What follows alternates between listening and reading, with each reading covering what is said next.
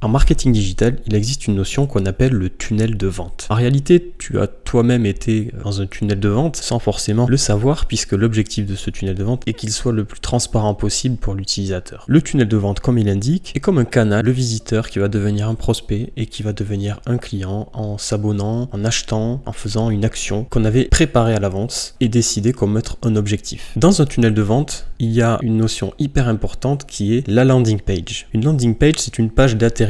Généralement, c'est une page qui va arriver suite à une publicité. Et donc le web se sépare en deux parties. Il y a la partie de navigation et la partie d'atterrissage, si on peut dire. La navigation, ça va être je navigue dans mon site web et je vais aller dans une catégorie, je vais chercher un produit qui m'intéresse et je tombe sur des fiches produits, puis je passe à l'achat. J'ai la volonté de faire une action. Une landing page, ça va être différent puisque je ne suis pas forcément prêt à acheter quelque chose et j'ai une publicité par exemple qui arrive et je vais donc être intéressé par la publicité parce qu'elle était sympa, intriguante, donc je vais cliquer. Et lorsque je clique, j'atterris sur une page d'atterrissage qui est une landing page. Pour bien comprendre la puissance d'une landing page, en tout cas ce qu'elle est censée faire, pour revenir un peu à la réalité. Si je vois une publicité sur le bord de la route d'un magasin et que je me rends dans ce magasin, eh bien je vais avoir le magasin ouvert à moi avec tous les rayons, mais j'avais vu un produit en spécifique. Donc je vais devoir moi-même aller chercher dans le magasin, voir si le produit existe, s'il m'intéresse, puis j'aurais très bien pu aller voir ailleurs finalement pour comparer. La landing page, ça permet de pousser un peu plus le vice, c'est-à-dire qu'on va pouvoir savoir qui a vu quelle publicité pour quel produit et du coup, on va pouvoir mettre par exemple un vendeur à l'entrée du magasin qui va s'occuper d'interagir avec les gens. Ah, vous êtes venu pour voir le nouvel ordinateur. Alors venez voir, je vais vous expliquer le produit, etc. Et je vais finalement ne pas avoir affaire à tout le magasin et je vais avoir en plus quelqu'un qui me vend le produit et qui s'occupe de moi de A à Z. La landing page sur le web, elle permet ça. C'est assez magique puisque ça nous permet d'avoir un commercial dédié à chaque cible. Avec la masse de concurrence qui existe aujourd'hui sur le web, eh bien, il n'est plus simplement suffisant d'avoir un joli site, ce qui est bien référencé. Il faut faire du marketing digital, créer des tunnels de vente, donc des belles landing pages. Et donc la landing page s'inscrit dans cette stratégie. Et dans cette vidéo, je vais te présenter les 15 règles d'or qui te permettront de réaliser des landing pages qui cartonnent. Avant tout, il faut se poser 3 questions. C'est bien beau de vouloir faire une landing page, mais qui est ta cible? À qui tu t'adresses? Réalise le persona type. Essaie de te fondre dans sa personnalité. La clé, c'est d'avoir une bonne offre. Et si tu ne connais pas ta cible, ton offre ne pourra jamais être la bonne. Il faut faire du sur-mesure au maximum. Deuxième question, quel est ton objectif? Est-ce que tu veux gagner de l'argent? Est-ce que tu veux récolter des leads? Est-ce que tu veux tout simplement te faire de la notoriété?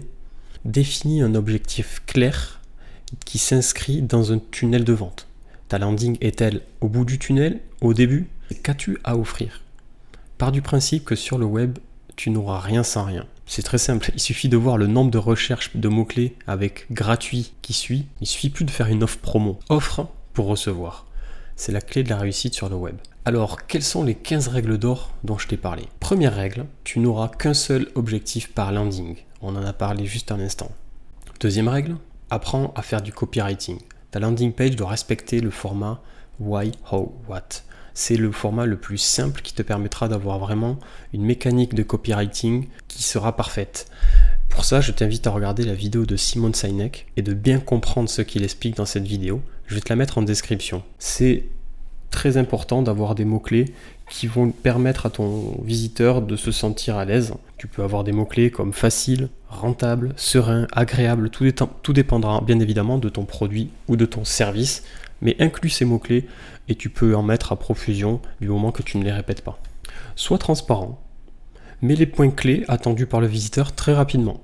Si ton produit pollue, tu le mets. Si ton produit est dangereux, tu le mets. Si c'est compliqué et complexe, n'hésite pas à expliquer pourquoi. Utilise ce qui te paraît être un frein comme des axes de transparence et qui vont rassurer encore plus ton visiteur. Je te donne un très bon exemple. Tu as les sites comme les sites chinois qui te disent tu vas être livré en 7 jours, puis en fait on sait très bien que c'est faux. Finalement ce qui s'est passé c'est qu'AliExpress a clairement à un moment donné, bon il y a plusieurs années de ça maintenant, mais dit qu'ils allaient livrer en 30, 60 jours et ça a augmenté leur vente parce que tout simplement les gens avaient une visibilité, pouvaient se projeter. Ne mens pas à ton client, si tu as des défauts, montre-lui. Toujours donner pour recevoir, on en a parlé toujours tout à l'heure, mais si tu n'as pas une offre où tu offres justement quelque chose clairement, eh bien la personne ne te donnera rien. Sur une landing page, il faut que tu récoltes soit l'adresse email, soit le téléphone. Ta landing page doit être construite en mobile first, c'est-à-dire que tu dois faire du responsive design et que tu dois la designer spécifiquement pour mobile. Il ne doit y avoir aucun frein à utiliser ton site sur mobile, ta landing page sur mobile, parce que de toute façon, 80 à 90% de ton trafic se passera sur mobile. Utilise toujours qu'un seul call to action. Un call to action, c'est le bouton de ta landing page. Est-ce que c'est s'inscrire? Est-ce que c'est acheter? Est-ce que c'est voir quelque chose? S'abonner? Tu ne peux pas demander à la personne de faire une ou deux actions. Si tu laisses le choix, la personne ne prendra aucune décision. Ajoute un maximum de social proof. Social proof, c'est quoi? C'est tes avis clients, des retours utilisateurs, des mises en avant de ton produit ou ton service. Mets-en à profusion dans ta landing page. C'est le moment de montrer que tu existes vraiment, que tu as fait ton travail avec d'autres personnes et qu'ils sont satisfaits. Ajoute une FAQ. C'est comme pour la transparence, mais aussi qui répond directement aux grandes problématiques que les gens peuvent se poser. Ta landing page ne doit pas permettre à l'utilisateur de partir. C'est-à-dire que tu dois retirer le menu de ton site, par exemple, ou le footer de page, ce genre de choses. Il ne doit y avoir qu'un seul lien sur ta landing page, c'est le call to action. Tu mettras toujours les éléments importants au-dessus de la ligne de flottaison. La ligne de flottaison, c'est tout simplement tous les éléments qu'on voit quand on arrive sur ton site en premier. Alors désolé pour la faute d'orthographe, mais on va minimiser le formulaire. Ne mets pas des informations qui servent à rien. Si tu as besoin de l'adresse email, garde que l'adresse email. Ne demande pas son prénom, son nom, son téléphone, sa date de naissance. Ça n'a aucun intérêt. Si tu as besoin de contacter la personne par téléphone, tu ne lui demanderas que son téléphone. Plus tu demanderas d'informations à la personne, plus elle aura peur et plus ça sera long pour elle en plus, donc elle va certainement partir. Ton call to action doit avoir un wording engageant, c'est-à-dire que évite les call to action, acheter, continuer, suivant. Essaie de mettre quelque chose qui claque quoi. Par exemple, je réserve ma place, je sécurise ma place. Essaie de trouver le mot qui va vraiment donner envie de cliquer sur ce bouton pour continuer et donner un état d'esprit. Dernier point, sois réactif avec les leads, donc les prospects, les gens qui laissent leurs coordonnées ou les gens qui achètent quelque chose directement grâce à ta landing page. Sois extrêmement réactif, essaie d'automatiser des choses avec de l'email marketing. Plus tu fais de marketing, plus les gens sont fragiles. Et les gens qui viennent d'une landing page sont très fragiles parce qu'ils ne viennent pas de leur propre volonté. Ils ont acheté un produit parce qu'ils ont cru en toi, parce que tu les as bien intégrés dans un tunnel de vente, mais ils sont extrêmement fragiles. Dès qu'ils sortent du tunnel, ils peuvent voir d'autres choses et se dire mais je me suis fait arnaquer. Alors qu'en fait non, c'est juste que tu n'as pas été assez réactif et que tu ne les as pas vraiment verrouillés. Le verrouillage, c'est pas l'acte d'achat. Du coup, ce qu'on va faire, c'est que je vais créer une landing page de A à Z. Donc là, j'utilise WordPress et Elementor, mais c'est valable pour n'importe quel utilitaire de création de site ou logiciel. Ce qu'on va essayer de mettre en place, c'est déjà les principales règles. Sans même penser à un produit ou un service, on va essayer de structurer la page pour qu'on ait les règles qui soient respectées.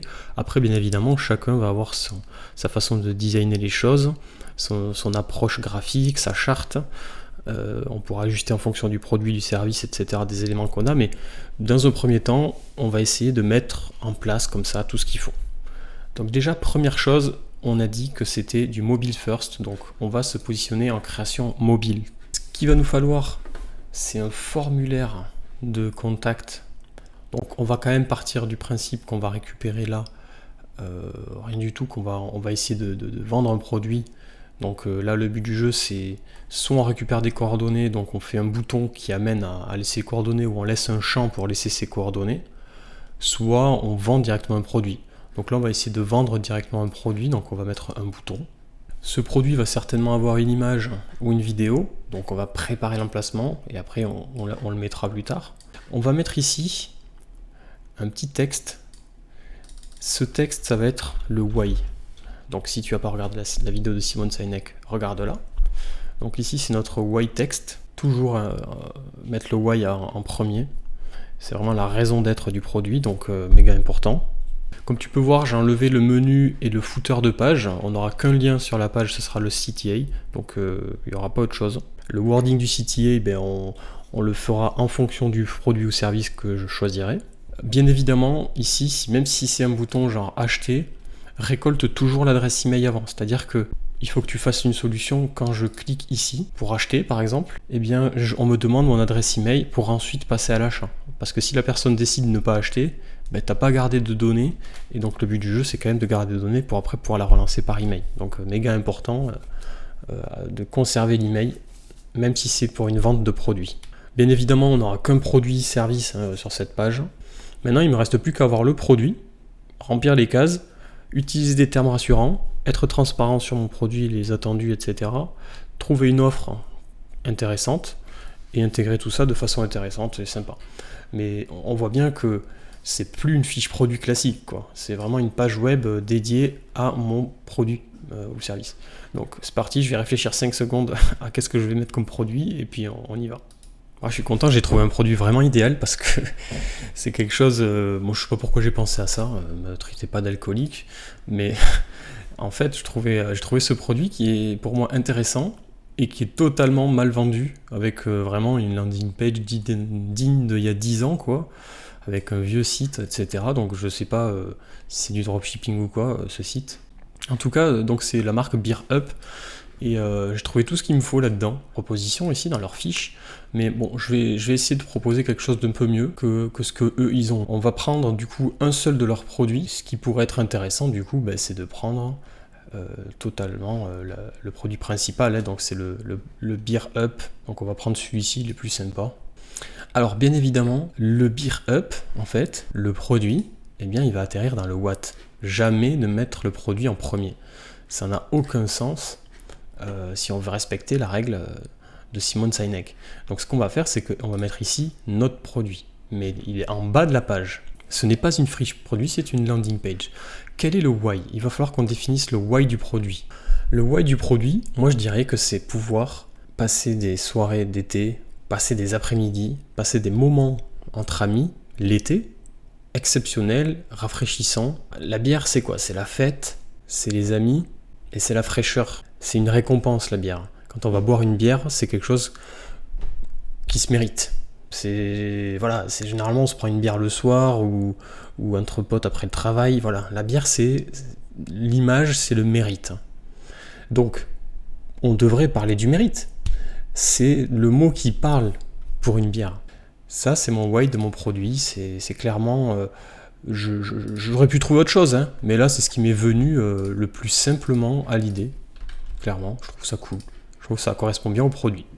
Donc du coup, mon titre, bien évidemment, c'est Beer Up, mais il ne faut pas mettre juste le nom du produit. Chaque espace de ta page doit être quelque chose qui te sert à vendre. En titre de page, j'ai mis la bière fraîche à portée de main. Ça va être vraiment ce qu'on appelle le headline, c'est la phrase d'accroche de ma marque. Alors, c'est absolument pas la leur, mais moi, j'aurais mis quelque chose comme ça. Après, j'ai pas passé 10 ans à réfléchir, je t'avoue, mais je trouvais ça bien, je trouvais ça vraiment correct par rapport au produit. Donc je trouvais ça vraiment adapté par rapport au produit parce que bien souvent, les marques vont chercher la technicité pour dire voilà, la bière qui est transportable, la bière qui t'évite d'avoir des rallonges, la tireuse à bière révolutionnaire. Alors, ok, c'est bien, mais moi en fait, ce que je veux, c'est de la bière fraîche pour passer un bon moment entre potes. Après, qu'il y ait une rallonge à mettre, ça prend 5 secondes. Donc, je préfère utiliser ma rallonge. Après, si je pars en camping, effectivement, ça peut être sympa. Mais bon, je peux aussi acheter des trucs de bière à 10 balles chez Leclerc en pression et ça marche aussi. Donc, qu'est-ce que ce produit m'apporterait de plus? Eh bien, c'est ce qu'on doit faire. C'est-à-dire qu'on doit toucher l'émotionnel.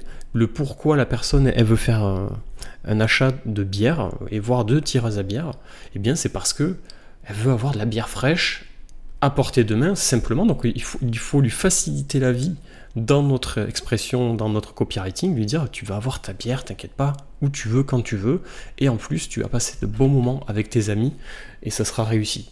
Et en plus, et ça se mérite. Alors maintenant, on va expliquer comment on fait pour avoir des moments réussis entre amis. Ça, c'est le how. Donc là, il faut faire attention de ne pas rentrer dans la technicité encore. Alors là, je récupère ce que eux, ils ont mis sur leur site, parce que c'était bien. Ils ne sont pas allés chercher le why, ils ont fait le how, ils l'ont mis n'importe où. Mais ils ont mis des petits textes sympas, comme ça, on va certainement devoir les réduire, parce que c'est un peu beaucoup. Mais la machine à bière originale BeerUp s'utilise par tous et partout. Ça, c'est super intéressant, c'est-à-dire que bien souvent, on a l'impression qu'une tireuse à bière, c'est technique, il faut maîtriser des notions compliquées. Ici, déguste une bonne bière fraîche où tu veux, quand tu veux, eh bien, c'est quelque chose qui se répète, mais c'est pas grave. Mais par contre, ce que je vais faire, c'est que je vais le mettre ici. La machine à bière originale BeerUp s'utilise par tous et partout. Plus besoin d'avoir... Alors attention, ici, on est dans la négation. Plus besoin. On annule quelque chose. Il ne faut surtout pas... Du coup, des pas, des trucs.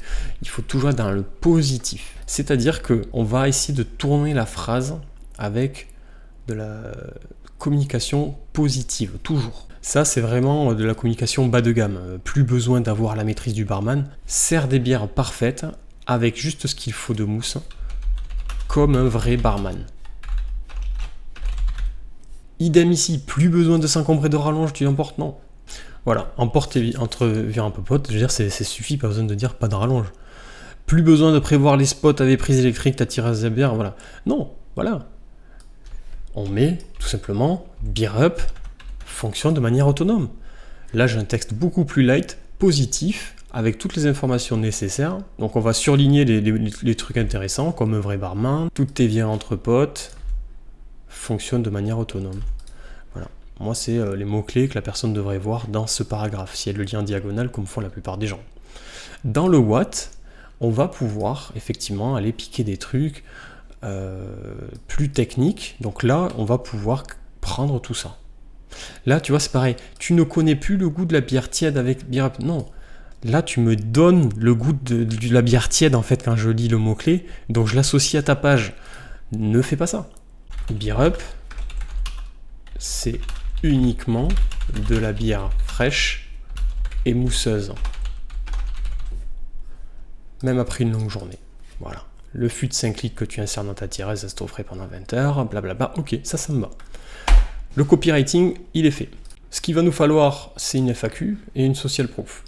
En termes de social proof, sur leur site, je crois qu'il n'y a quasiment rien, voire pas du tout.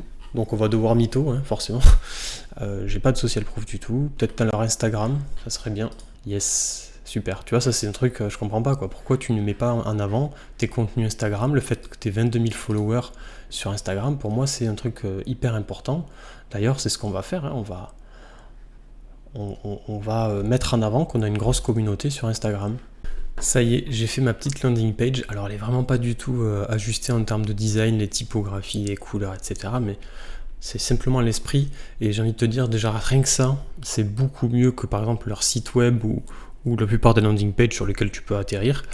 Donc là, on a bien un headline. Donc ça, c'est quelque chose d'assez important qui directement donne la réponse à la recherche de l'utilisateur. S'il a cliqué sur le lien, l'image, la pub, ça correspond, c'est bien ça. Ici, on a un visuel qui montre pas forcément le produit. Alors après, j'ai pas eu, c'est une image libre de droit. J'aurais pu mettre la BeerUp un peu cachée derrière là. Mais le but, c'est pas mettre en avant le produit.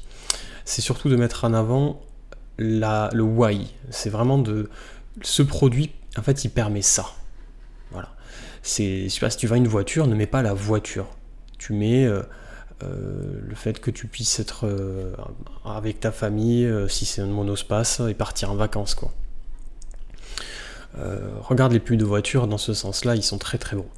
On a ici vraiment le why avec se rafraîchir. J'aurais pu construire un why beaucoup plus long avec des paragraphes, etc. Mais je pense que le produit est relativement simple. Il ne faut pas trop tirer non plus sur le marketing. Faut pas non plus abuser, quoi. Donc on passe rapidement au how. Donc comment on crée des moments entre amis réussis. Et puis je mets un visuel donc du coup du produit. Je le montre vraiment dans son état d'utilisation recherché, donc dans la nature, où tu veux, quand tu veux. Donc j'aurais pu trouver un visuel peut-être plus adapté, mais ils en ont pas. Ensuite, je passe au what. Eh bien, c'est quoi? C'est facile à transporter.